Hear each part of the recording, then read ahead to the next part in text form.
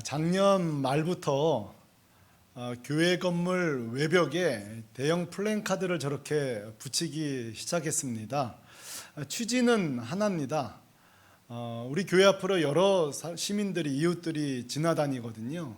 이제는 옛날 과거처럼 교회 땅땅하게 지어놓고 교회로 자랑하던 시대는 다 지나갔습니다. 아직도 그거 착각하고 있는 교회, 대형 교회 짓는 거 보면은 참 아쉬운데요.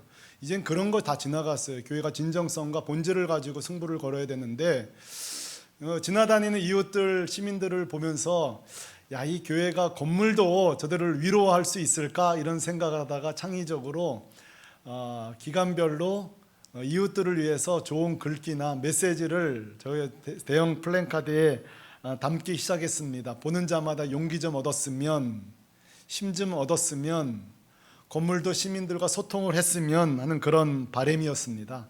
그러다가 올 초 2월 봄에는요, 나태주 시인의 시 풀꽃이라는 시를 몇 개월 동안 이렇게 부착을 했었는데요. 한번 같이 한번 읽어볼까요? 시작.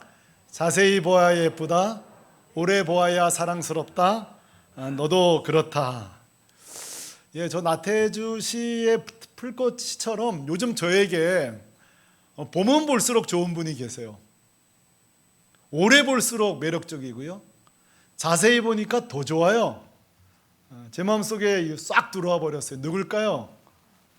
사모님이. 네, 고맙습니다. 네.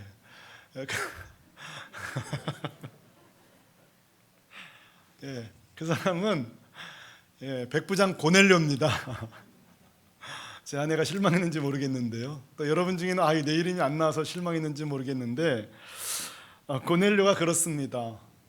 제가요, 이 고넬료 설교를 오늘까지 4번은 할 줄은 저도 몰랐어요. 제가 아는 동료 목사가 그래요. 이 목사 본인 천국 갈 때 한 명은 나와 있겠다 그래요. 문 앞에 누구냐니까 고넬료는 나와 있을 거래요. 자기를 4번 이상 설교해 준 사람이 한국교회 어디 있냐는 거죠. 뭐 그런 건 모르겠습니다만, 진짜 이 본문을 들여다보면 볼수록, 고넬료는 보면 볼수록 너무 좋아요. 너무 매력적이고요, 너무 사랑스럽고요. 저도 이렇게 오래 설교할 줄은 몰랐어요. 자, 그런데 여러분, 여기서 오해는 금물입니다. 그렇다고 해서 제가 여러분 고넬료는 한 개인을 추모하거나 추앙할 생각은 1도 없습니다. 왜냐하면 오늘 고넬료의 고넬료됨은 전적인 하나님의 은혜거든요. 믿습니까? 우리가 어디 가서 폼 잡을 필요 없어요. 개인 간증할 때도 하나님 영광 외에 또 다른 거 이야기할 필요 없어요. 나의 나 된 것은 하나님의 은혜니까요. 근데 어쨌든 간에 고넬료를 보면 정말 하나님의 은혜를 보통 받은 사람이 아니다, 그런 생각을 해요. 제가 몇 가지 정리만 해볼게요. 하나님의 특별한 사랑을 받은, 은혜를 받은 고넬료, 한번 예를 들어볼까요? 이방인 자체가 하나님을 알게 된 거 은혜입니다. 이방인이에요. 그것도 백부장 군인이에요. 어떤 특정 종교 믿을 수 없는 직업이에요. 근데 이방인인데 하나님을 알고 있어요. 어떻게 알게 되었을까 할 때 보세요. 그 많고 많은 나라 중에 팔레스틴으로 파견된 것도 은혜예요. 우리 여기 장교 출신들 여러 계신데 본인 의도 관계없이 여기저기 가시죠. 팔레스틴 지역으로 파견된 게 은혜예요. 그래도 이 하나님의 사람들을 만났기 때문이죠. 진짜 은혜의 연속이에요. 근데 최고의 은혜는 베드로를 통해서 예수 그리스도를 만난 거죠. 그게 놀라운 은혜죠. 저는 오늘 고넬료를 보다가 과거에 대학원 다닐 때에 교회사 시간이 뚝 떠올랐어요. 여러분, 고넬료만 은혜가 아니에요. 한국 교회사 쫙 책 펴보면요, 우리 한국도요 되게 은혜 받은 나라예요. 여러분, 과거 100, 200년 전 지도에 보면요, 한국은 표기도 제대로 나와 있지 않아요. 북쪽 끝은 중국이라고 생각했고요, 남미 이런 스페인 이쪽에서 넘어올 때에 태평양 끝은 일본이 끝인 줄 알았어요. 한국은요 그 중간에 딱 들어있어요. 누가 알아주지도 않는 나라예요. 근데 그거 아세요? 주목하지도 않는 이 나라에 130년 전에 어떻게 알고 선교사들이 온지를 모르겠어요. 그런 거 보면요, 보통 은혜가 아니에요. 예, 저는 이런 얘기할 때마다 무감각한 여러분 볼 때마다 절망하는데요, 이거 진짜 은혜예요. 이런 은혜를 어떻게 받냐고요. 더 은혜를 제가 증폭시켜 볼까요? 1983년도 4년도 그 초입에 전 세계 교회 선교사 역사상 이단들 신비주의 말고 순수 복음주의가 먼저 들어온 나라는 한국밖에 없어요. 복음주의자가 먼저 선교에 딱 자리를 잡고 나니까 이단들 신비주의 이런 기타 타교단 들어와도요 힘을 못 쓰는 거예요. 이런 거 쓰면 얼마나 은혜인지 몰라요. 더더군다나 동남아시아 우리 극동 요 지역은요 너무너무 살기가 어려워서 대부분 왔다가 포기하고 떠난 선교사들이 얼마나 많은지 몰라요. 대한민국이요 끝까지 버텼어요. 선교사들이요 죽으면서까지. 그렇죠? 자, 이런 거 보면은 고넬료나 대한민국이나 보통 은혜 받은 게 아닌데요. 이 특별히 고넬료는 사도행전 역사적으로도 의미 있는 게 이방인의 첫 열매의 은혜를 받았잖아요. 참 얼마나 귀한 사람인지 몰라요. 자, 다만 그렇지만 요건 잠시 제가 열로 밀어놓고요. 어쨌든 지금 몇 주 동안 우리가 예배라는 관점으로 고넬료를 기양 보고 있는 중이니까. 근데요, 예배라는 관점으로 볼 때도 고넬료는 특별한 은혜를 받은 사람이에요. 왜 그렇죠? 이런 예배자가 없어요. 이런 귀한 예배자가 귀감되는. 그래서 오늘날 저 같은 사람은 예배에 대한 관점을 가지고 누구를 예를 들까 할 때에 당당하게 고넬료를 가지고 지금 제가 4주째 예배 설교하고 있는 거 아니겠어요? 고넬료가 경험한 예배는요 참 그 당시에 놀라운 거예요. 의식적이고 형식적인 예배가 가득한 그때에 하나님 앞에 엎드리는 하나님 중심 예배를 드렸죠. 하나님이 친히 설교자와 하나님의 청중을 준비해 주시는, 하나님이 친히 준비하시는 이 예배를 경험했죠. 그리고 예수를 믿게 되는, 우리 장로님 기도하신 것처럼 사건이 되었죠. 저는 바람이 있습니다. 예배 회복 시리즈로 몇 번은 제가 더 설교할 예정인데요, 이런 예배 회복 시리즈 기간 동안에 우리 새물교 공동체 우리 모두 다 예배가 훌쩍 성장하기를 바랍니다. 우리 다 좋은 귀감되는 예배자로 세워지기를 바라요. 자, 오늘 한 차례 더 고넬료 가정 예배를 소개하려는 중요한 이유가 있습니다. 그 이유는 이렇게 한 문장에 담을 수 있겠어요. 한번 따라하시죠. 고넬료 가정 예배는 균형 잡힌 예배다. 한 번 더요. 균형 잡힌 예배다. 여러분, 균형 잡힌 예배라는 게 뭐 있을까요? 한번 생각해 보세요. 예배가 예배지 균형 잡힌 예배란 도대체 뭘까요? 자, 여러분, 성경을 보면요 균형 잡힌 성도, 균형 잡힌 예배가 있습니다. 이건 우리가 쉽게 찾아볼 수 있어요. 어디서요? 하나님이 일관되게 백성들에게 하시는 메시지를 들어보면 알 수 있어요. 먼저요, 여러분 십계명 보십시다. 십계명도요 하나님의 일관된 균형 잡힌 삶을 요구해요. 1계명부터 4계명까지는요 하나님을 섬기는 계명이에요. 5계명부터 마지막까지는요 이웃을 섬기는 계명이에요. 10계명도 복잡하잖아요. 딱 두 덩거리예요. 하나님 예배, 이웃들 섬기는 예배. 여러분, 모세가 가나안 땅 못 들어가는 대신 마지막 선물로 신명기를 쓰잖아요. 신명기도요 많고 많은 내용이지만 딱 두 개로 나눠져요. 하나는 뭐예요? 너희들 가나안 땅 들어가도 우상 숭배하지 마. 무슨 말이에요? 하나님 위로 하나님 잘 섬겨, 이 말이에요. 또 하나 기억나세요? 과부나 고아나 객들을 절대 잘 돌봐야 돼. 왜? 너희도 나그네였잖아. 너희도 어려운 적 있잖아. 그들 잘 돌봐야 돼. 여러분, 이것도 마찬가지죠. 하나는 위로 하나님 예배 잘 드리는 거, 또 하나는 좌우로 옆으로 이웃들 잘 섬기는 예배죠. 지난번 제가 설교했던 아모스서도 마찬가지죠. 아무리 이스라엘 사람들이 예배 잘 드려도 약자를 돌보지 않는 것도 심판의 목록이었어요. 그것도 똑같이 아모스서도 위로 하나님 잘 섬기는 거, 좌우로 이웃들 잘 섬기는 거. 마지막 결정판은 니고데모와의 대화 속에 나오는 예수님의 선언이에요. 진짜 예배자, 진짜 성도란 누구냐? 누가복음 10장 27절에서 예수님은 분명하게 천명하고 계시죠. 같이 한번 큰 소리를 읽어보십시다. 시작. 내 마음을 다하며 목숨을 다하며 힘을 다하며 뜻을 다하여 주 너의 하나님을 사랑하고 또한 내 이웃을 내 자신과 같이 사랑하라 하였나이다. 제가 여러분 신명기 10계명을 소개했고요, 모세의 신명기를 소개했고요, 아모스서를 소개했고요, 그 다음에 예수님의 이 누가복음을 소개했고요. 공통점 뭐예요? 위로 하나님 잘 섬기, 예배 잘 드리는 거, 옆으로 이웃을 섬기는 예배. 다시 한번요. 위로 하나님께 드리는 예배, 양옆으로 이웃들을 잘 섬기는 예배. 목사님, 그거랑 고넬료랑 뭔 상관이에요?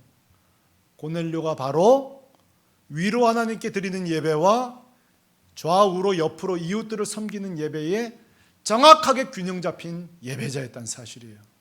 증거를 대보라고요. 첫 번째, 고넬료의 위로 하나님께 드리는 예배 살펴보시죠. 자, 여러분 2절 말씀이에요. 2절 말씀 같이 한번 읽어보셨으면 좋겠습니다. 시작. 그가 경건하여 온 집안과 더불어 하나님을 경외하며 백성을 많이 구제하고 하나님께 항상 기도하더니. 자, 여러분 여기서 하나님과 관련된 고넬료의 태도는 경외와 기도예요. 자, 여러분 이 본문 10장 안에 경외라는 단어가 무려 3번이나 나오고요, 기도라는 단어가 5번이 나와요. 한마디로 말하면 고넬료는 위로 하나님을 향한 바른 예배자예요. 특히 여기서 말하는 경외라는 헬라어 뜻이요, 몹시 두려워하다는 뜻이에요. 또 하나 기도라는 단어는요, 물론 뒤에는 헬라어가 달라집니다. 여기서는 메오, 그래서 재밌는 표현이에요. 여기서 말하는 기도란 하나님과 나를 단단히 묶다. 저도 여러분 성경 연구하면서 처음 보는 단어예요. 메오라는 헬라어. 기도가 여러분 무슨 시간이라고요? 하나님과 나를 단단히 묶는 시간이에요. 여러분 이 아침에 그런 시간 되길 바랍니다. 하나님 우리가 단단히 묶이는 거래요. 그러니까 보세요. 이 고넬료의 신앙 뭐예요? 하나님을 몹시 두려워해요. 또 한편으로는 굉장히 친밀해요, 하나님과. 여러분 참 건강한 신앙이잖아요. 어떤 사람은요, 하나님을 너무 몹시 두려워해가지고요, 자유함이 없어요. 교회 와서도 늘 이렇게 죄책감에서 예배드리고. 여러분 어떠세요? 반대의 경우도 있어요. 하나님과 친밀한 건 좋은데 형식이 없어요. 예배 시간에 너무너무 자유분방한데 좀 지나쳐요. 형식, 예배 형식이 뭐가 중요해? 그냥 드리는 거지. 지난번 계속 드림도 없고 예배에 경배 요소가 없이 너무 자유로워요. 길 가면서도 그냥 생각하면 되는 거지. 하나님과 어떻게 보면 친밀하면 좋은데 경외감은 없는 경우가 참 많죠. 근데 고넬료는 여러분 정확하죠? 경외하는 예배, 친밀한 예배. 자, 첫째로 고넬료는 위로 하나님께 드리는 예배 잘 드리는 사람이에요. 자, 두 번째로 균형 잡힌 예배, 옆으로 드리는 예배도, 이웃을 섬기는 예배도 훌륭하죠. 자, 구제라는 단어 몇 번 나올까요? 여러분 1절부터 마지막까지 구제라는 단어만요 무려 한 번, 두 번, 세 번, 네 번이나 등장해. 다 고넬료 관련되어 있어요. 2절 보시면 백성을 많이 구제하고 그랬어요. 4절에 보니까 내 기도와 구제가 하나님 앞에 상달되고 기억되었다 이렇게 말하고, 하나님 너무 잘 알고 계세요. 22절에 보면은 그 하인들이 주인을 소개하기를 온 유대족 속에게 칭찬받는 분이시다. 구제 때문에요. 31절 하나님 한 번 더 말씀하시는 내 기도를 들었고 내 구제를 기억했다. 이러니 여러분 제가 고넬료를 향해 보면 볼수록, 오래 볼수록, 자세히 볼수록 매력적인 성도라는 게 이 이유 때문에 그래요. 한편으로는 위로 하나님께 드린 예배를 잘 드렸고요, 또 한편으로는 이웃들, 자기 종들까지, 하인들까지 잘 섬기는 예배 드렸다는 거예요. 오늘 신앙의 양극단 시대를 살고 있어요. 한국교회는 어떨까요? 자, 여러분 한국교회를 제가 잠깐 진단해 볼게요. 한국교회의 장점은요, 아마 위로 하나님 예배는요 전 세계 1등일 거예요. 한국교회처럼 여러분 예배 많은 교회가 없습니다. 제가 신대원 다닐 때 저희 반에 저보다 나이가 많은 저희 인도 신학생이 한 분 계셨어요. 우리 학교에. 와이프가 한국 사람이에요. 한국말도요 거의 이분은 천재예요, 천재. 거짓말 하나도 안 보태고요, 일주일 단위로 한국말이 늘어요. 저한테 막 농담해요. 예. 이전 노사님 원투가 있어 이래요. 원투가 그러니까 1, 2가 있냐고 네 말이에요. 이런 식으로 농담을 해요. 저거 막 혼미해져, 이분하고 대화하고 있으면. 한국말을 어디까지가 진담이고 농담인지. 근데 이분이요, 와이프는 한국 사람인데요, 자기는 한국에서 목회 안 할 거래요. 왜? 그러니까는 이것도 농담이 진담인지 모르겠어요. 새벽 기도 때문에 못 오겠대요. 한국교회 왜 이렇게 예배가만, 자기 인도 돌아갈 거라고. 자, 이것처럼 여러분 외국인도 진리는 인정하는 한국교회 위로 드리는 예배 1등 국가입니다. 저는 이걸 보면서 우리가 대대로 조상적부터 해오던 민족성 때문이라고 생각해요. 우리 민족성이 뭐죠? 하늘을 두려워하는 거잖아요. 하늘을 두려워하는 것. 그래서 여러분 조선 후기의 이거 영조 대왕도 후대 왕들도 좀 바른 선정치했으면 좋겠다는 마음으로 1745년도인가요? 어제상훈이라는 후대 왕들 지침서를 썼어요. 어제상훈이라는. 근데 거기 책 내용 뭐 복잡한데요. 계속 반복된 내용은 경천 사상이에요. 경천. 하나님 두려워해라. 하나님 공경해라. 이게 다예요. 자, 우리나라 1번 위로 예배 잘합니다. 취약점 있어요. 취약점 뭔지 아세요? 예배 드리느라고 이웃들 만날 시간이 없어요. 교회 봉사하느라고 주변 돌볼 시간이 없어요. 이웃들 그렇게 우리가 친밀하게 지내지 못해요. 우리 기질이 좀 그런 게 있는 것 같아요. 낯선 사람들 접촉 잘 못하고요. 또 한 가지 정말 우리가 회개하고 정말 우리가 이것도 좀 뿌리 깊은 민족성, 인간관계에 있어서 좀 있는 그대로 못 만나고 나이보다 나이가 많냐 적냐, 직업이 뭐냐, 직장이 뭐냐 이런 걸 좀 상황 정리해 놓고 하대할 사람은 하대하고 높일 사람은 높이는 거. 솔직히 우리끼리 얘기지만 그래야 안 그래요? 내가 좀 무시할 사람과 무시 안 할 사람들, 은근슬쩍 아닌 것 같지만 우리 안에 이런 사람에 대한 귀천 의식들이 있어요.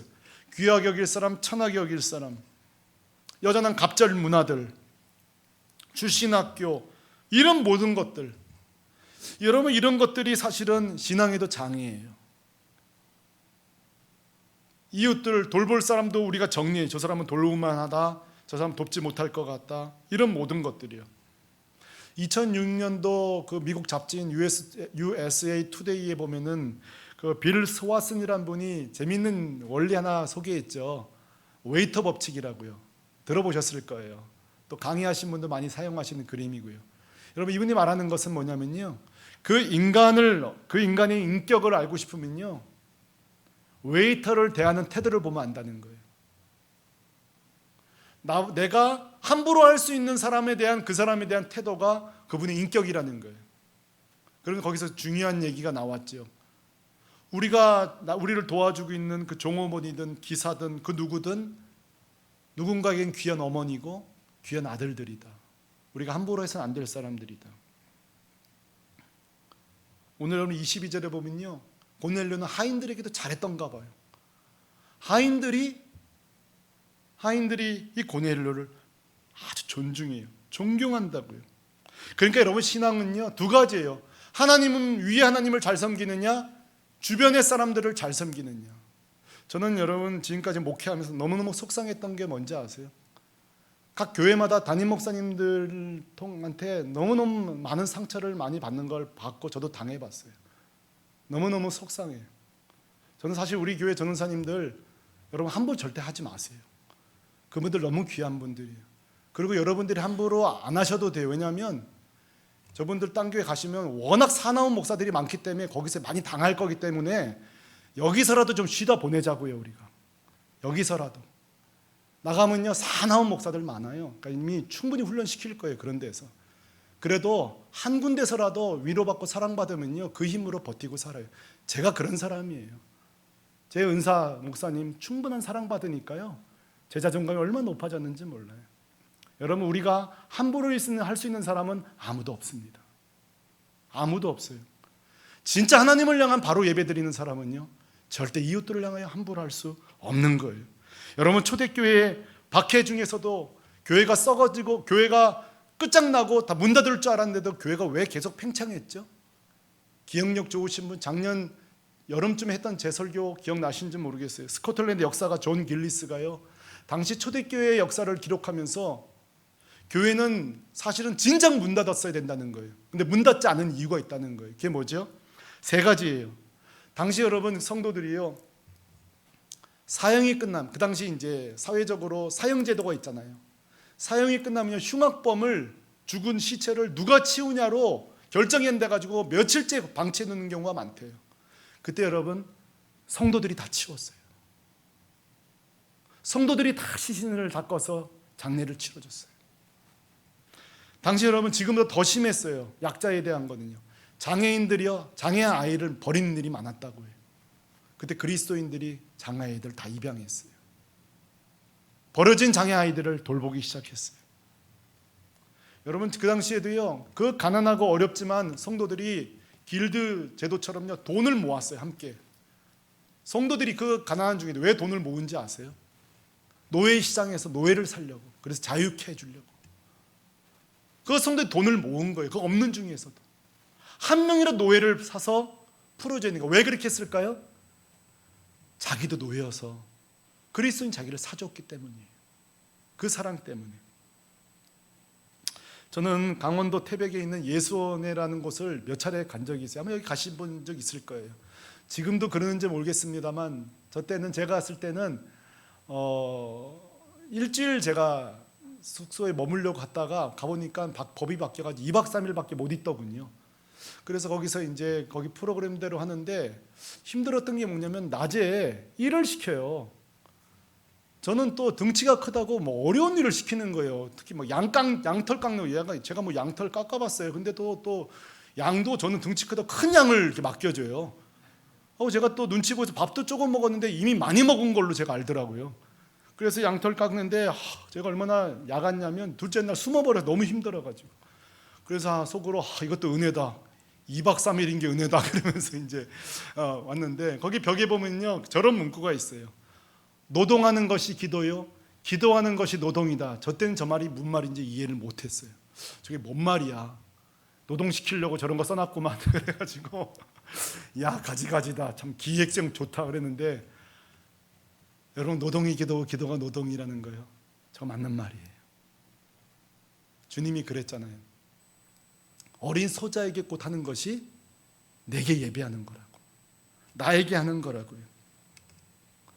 저는 오늘 이 설교를 준비하면서 저를 비롯해서 우리 새물결교회 숙제를 좀 내드리고 있어요. 지금까지 교회 숙제 내준 적은 별로 없는데요.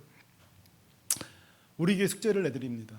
저를 비롯하여서. 그것은 이제는 수백억, 수천억 들여서 성전 짓는 시대는 끝났습니다. 아직도 정신 못 차리는 교회들이 많던데요. 이유는 있겠죠. 제가 모르는 이유가 있을 겁니다. 이제 그런 시대 지났습니다. 이제는요, 진정성으로 사랑으로 섬기는 교회가 돼야 됩니다. 우리 교회가 제가 옛날 사진 보면서 너무너무 우리 교회 자랑스럽더군요. 그 어려운 중에도 바제하는 사진들, 또 교인들 반찬 만들어 나눠주는 사역들, 여러 가지 김장해서 나눠주고요. 제가 다 들었고요. 다 보았습니다. 얼마나 우리 교회 자랑스러운지 몰라요. 그간 몇 년 동안에 조금 주춤한 건 있습니다만 다시 한번 오늘 위로 하나님 섬기는 예배, 좌우로 이웃들을 섬기는 예배, 오늘 설교를 기점으로 다시 한번 우리 교회가 그렇게 생존이 아니라 생명을 위한 교회가 되기를 소망합니다. 그러기 위해서 저는요 부지런히 기도하겠습니다. 하나님, 그러려면 우리 성도님들 정말 이미 예수 그리스도 완전한 복음 받았지만 물질의 복 받게 해주세요. 왜? 옆으로 드리는 예배 잘 드리려고, 옆으로 이웃들을 위한 섬기는 예배 잘 드리라고 말이죠. 그런 기도 괜찮잖아요. 그런 기도는 좀 뗐어도 괜찮잖아요. 하나님, 우리 성도들 복 주세요. 잘 쓸 줄 알게 하시고 잘 섬길 수 있게 해주세요. 기도합니다. 또 하나 우리 성도님들에게 숙제도 오늘 내드립니다. 오늘 숙제는 제가 몇 주 전에 읽었던 책에 나오는 내용을 가지고 숙제를 내드릴 텐데 실화입니다. 오늘 교회에 있었던 실화인데요. 빵가게를 하시는 한 집사님이 목사님을 찾아갔대요. 상담을. 이 상담의 내용은 이것입니다. 목사님 이상하다는 거예요. 나는 교회 봉사도 잘하고 성가대도 잘 서고 교사도 하고 이렇게 열심히 있는데 왜 사람들이 나를 좋아하는 것 같지 않더라는 거예요. 아유, 집사님 느낌이죠. 사실이 아닐 거예요. 아니라는 거예요. 사람들에게 친절하게 대하지 않는 것 같고 자기를 미워하지 않는다는 것 같아요.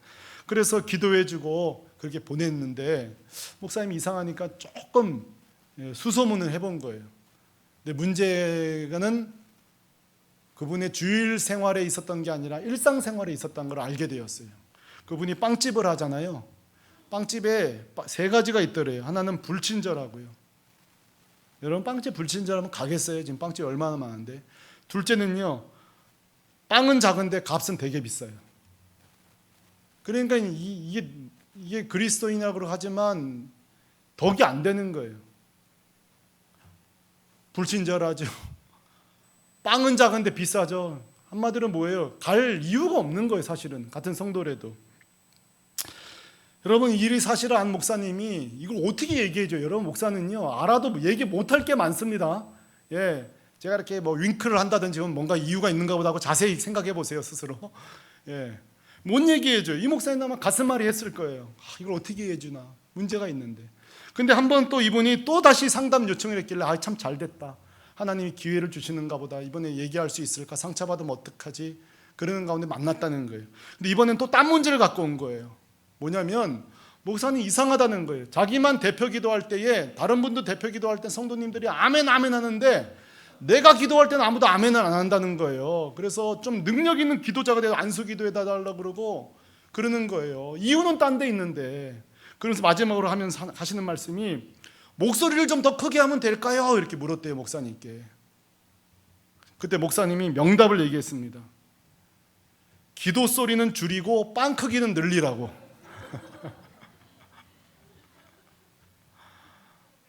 저는 하나님이 우리 교회 한국교회 이렇게 말할 것 같아요. 교회 사이즈는 좀 줄이고 빵 크기는 좀 늘리라고. 교회 예배 횟수는 좀 줄이고 밖에 나가서 빵 크기는 좀 늘리라고. 교회에는 횟수는 좀 줄이고 옆으로 드리는 예배를 좀 더 늘리라고. 제가 이거 교단에 문제될지 모르는 발언 하나 하겠습니다. 옆집 돕기 위해서 여러분 주일 못 나오셔도 됩니다. 대신 여러분 회사에서 야근해 준다고 금요기도에 못 나오셔도 됩니다. 주일날 옆에 급한 일이 벌어져서 응급환자 생겨서 병원 같이 가느라고 교회 못 오셔도 됩니다. 신학적으로는 틀리지만 사랑의 관점으로는 틀리지 않습니다. 첫 번째 하나님께 위로되는 예배는 틀려 먹었는지 모르지만 두 번째 옆으로 섬기는 예배에 틀리지 않습니다. 오히려 우리는 좀 거기가 약점이에요. 오늘 주님은 제발 좀 오르간 싼 거 써도 좋으니 섬기라고 얘기합니다. 우리가 누리고 있는 거 좀 줄여도 좋으니 다른 크기를 늘리라고 얘기하십니다. 오늘 이 아침에 귀 있는 자는 들을 수 있기를 바랍니다. 그래서 저는 오늘 나태주의 시로 시작했는데요, 나태주의 시로 마치고 싶어요. 이건 하나님이 쓰는 하나님의 시입니다. 보면 볼수록 좋은 샘물결 교회, 오래 볼수록 좋은 샘물결 교회, 자세히 볼수록 좋은 샘물결 교회. 저는 그런 교회 되기를 원합니다. 이 교회 부임해 보니 교회 별명이 이미 정해져 있더군요. 우리 교회가, 우리 교회 작지만 강한 공동체라는 별명이 정해져 있더군요. 여러분 묻고 싶어요. 여러분에게 작지만 강한 공동체의 정의는 뭡니까? 저에게 물으신다면 지으신 분 많으면 어떤지 모르겠지만 저는 그래요. 약자 앞에서는 한없이 작고 섬기는 교회, 그게 작은 공동체입니다. 강한 공동체는 뭘까요? 세상 부조리를 향해서는 추해지지 않고 당당한 교회, 그게 강한 공동체죠. 오늘날은 어떠죠? 약자 앞에서는 강하고 강자 앞에서는 추잡해지는 게 오늘날의 현실의 모습이에요. 오늘 우리 하나님 앞에 그렇게 시시한 공동체 개인이 아니라 위로 하나님께 예배 잘 드리고 옆으로 이웃들과 섬기는 예배 잘 드리는 그런 매력적인 성도 되시기를 주 예수 그리스도의 이름으로 축원합니다. 아멘. 다 같이 자리에서 일어나겠습니다. 기억나세요? 작년에 제가 부임해서 하여간 이 노래 언제 끝나나 할 정도로 오래 불렀던 찬양입니다. 이런 교회 되게 하소서. 이 찬양 같이 부르시면서 이 마지막 때에 또 하나의 교회가 아니라 특별한 교회 되기 원합니다. 하나님 기뻐하시는 교회 되기 원합니다. 그런 교회 되기 원합니다. 마음으로 이 찬양 우리 같이 하십시다.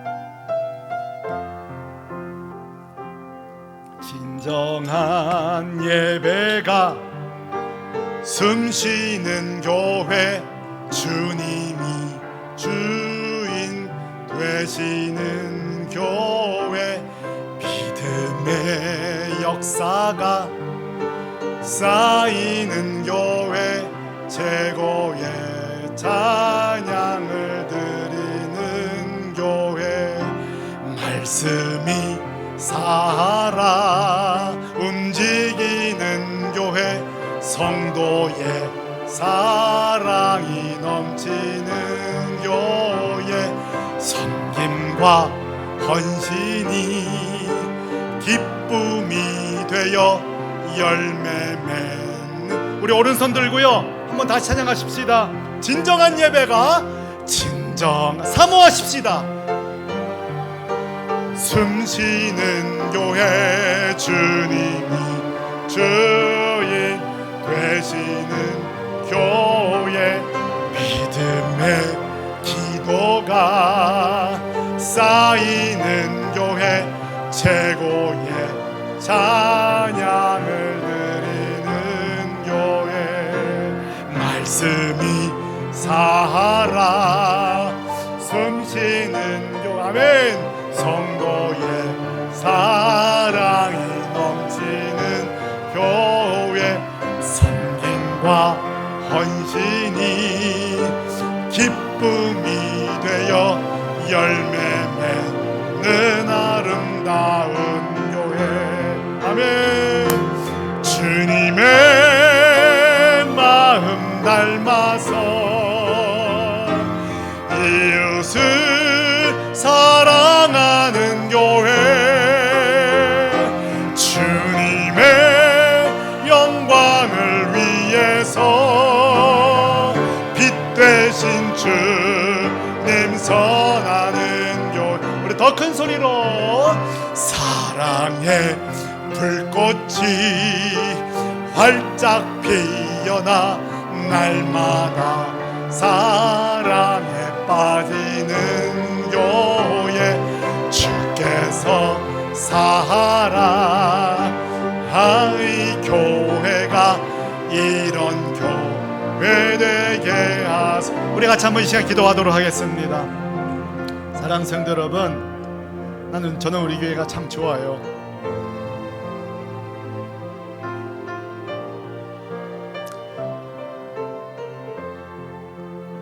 가진 게 없어도 사랑이 많아서 좋아요. 물질을 적어도 목사가 나누자 그러면 나누는데 반대하는 장로님들 없어서 너무 좋아요. 지금까지 1년 동안 목회하는 동안에 목사님 이거 아니에요 저거 아니야 그런 분 하나 없었어요. 그냥 이게 하나님의 음성이다 싶으면 순종해주는 우리 교회가 너무 좋아요. 오늘 우리 하나님 요청하십니다. 나한테 드리는 예배 고마워. 그러나 옆으로 섬기는 예배 그것도 좀 잘해줘. 한국교회 약하잖아. 그거 부족하거든. 난 샘물결교회 그런 교회 됐으면 좋겠어. 여러분 주님의 소원 이루어드리는 교회 되십시다. 오늘날 교회가 세상에 담임 목사 소원 이루는 교회는 많아요. 담회 소원 이루는 교회는 많은데 정작 하나님 소원 이루어드리는 교회 너무 적어요. 우리 교회 하나님 소원 이루어드리는 교회 되십시다. 기도하십시다. 할렐루야. 걸어가신 아버지